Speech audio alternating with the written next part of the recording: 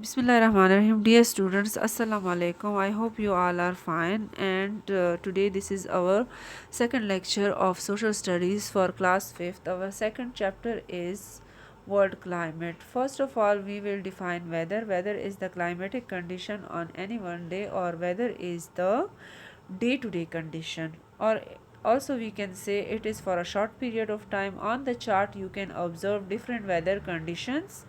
If in area there is sunny, at the same time on the other area we can observe or note the weather will be changed, it will be rainy. For example, if there is rainy in Islamabad, at the same time it will be sunny in Peshawar.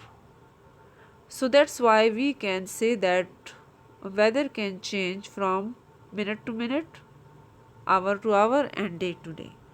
Now come to the definition of climate. Climate is the weather conditions in an area over a long period of time or for a whole year. We can take an example of winter and summer, and you can observe and study the chart shown on screen. Effects of climate. Climate has a great effect on people and the way they live. Climate also has an effect on the clothes we wear. In winter we wear warm clothes, and summer we wear light. The food we eat and the way we spend our leisure time. Leisure means extra. In a warm climate, people can take part in outdoor activities or water sports. In winter, mostly people prefer to stay indoors and enjoy indoor games and activities. Temperature. One of the most important factors which affect the climate is temperature. This map shows the major climatic zones of the world. You can see the special lines of latitude north and south of the equator. These lines are helpful in marking the major climatic zones of the world. The polar regions, which are very far away from the equator, the north and south pole, which are coldest. The temperate regions, which are not very cold and not very hot. The temperature will be balanced. The tropical regions, which are hot, and the equatorial regions, which are very hot, the areas which are situated closer to the equator. The equatorial line you can see on the globe from east to west. Why these areas are very hot? Because the sun rays directly fall on equator. That's why the areas closer to the equator will be very hot, or they are very hot. The climate of Pakistan. Pakistan lies just to the north or the Tropic of Cancer. The climate of Pakistan is not that much extreme. The country covers a long stretch of land, and the climate in one place is quite different from that in another. The hottest month is usually June in Pakistan. The average temperatures and the total annual rainfall for a few cities are given below in this table, which you can study. The figures given in the table are average temperatures. Some places have very severe winters, and temperatures can drop very low and minus. For example, the temperature in Quetta has been as low as minus 16 degrees centigrade in winters. Temperatures in the summer also be well above the average. Jacobabad once recorded a temperature of 53 centigrade, and many weather stations have recorded temperatures above 49 centigrade. Climate change. Climate change is a change in the climate pattern of a region.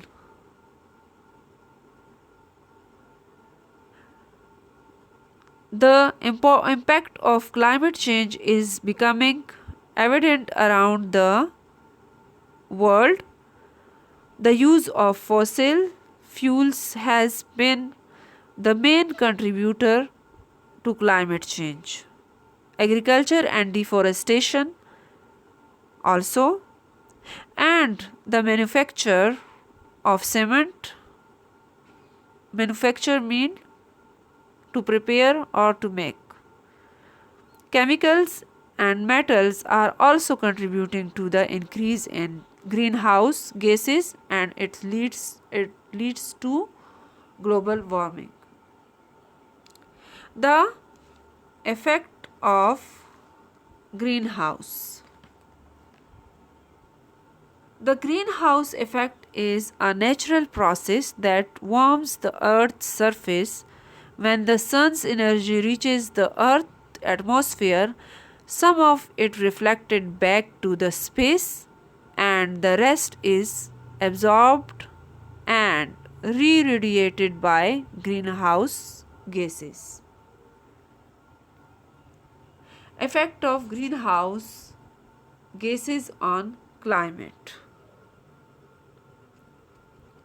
Changing the amount of greenhouse gases in the atmosphere can lead to a warming or cooling of the climate system.